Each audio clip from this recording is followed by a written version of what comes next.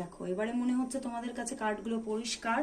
1 2 3 and 4 and 5। ওকে, তো তোমরা তোমাদের মনের মতো করে কোয়েশ্চেন থ্রো করো অ্যান্ড আমি দেখবো সেই কোয়েশ্চেনের আনসার তোমাকে আজকে ইউনিভার্স কি দিতে চলেছে।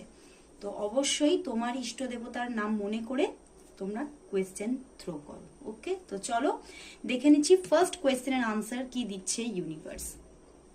নো বন্ধুরা, একদমই নো। তুমি যে কোয়েশ্চেনই নাও না কেন, সেটা ক্যারিয়ার হোক, এখানে বেশিরভাগই লাভের কোয়েশ্চেন আছে, কোনো পার্সনকে নিয়ে দেখছো, কোনো হয়তো রিলেশনশিপ ভেঙে গেছে সেটা আর ফিরবে কিনা, তো একদমই নো।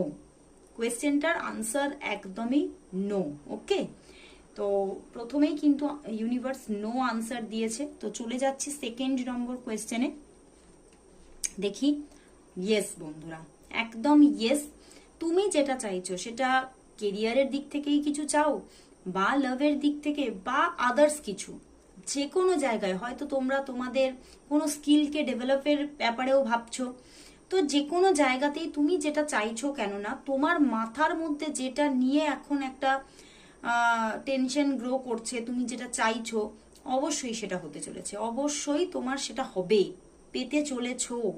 ওকে, তো একদম আর স্ট্রেস হইও না, অবশ্যই সেটা পেতে চলেছো। তো চলে যাচ্ছি 3 নম্বর কোয়েশ্চেনের আনসারে। দেখি, নো বন্ধুরা, এখানেও কিন্তু ইউনিভার্স বলেছে নো, একদমই নো।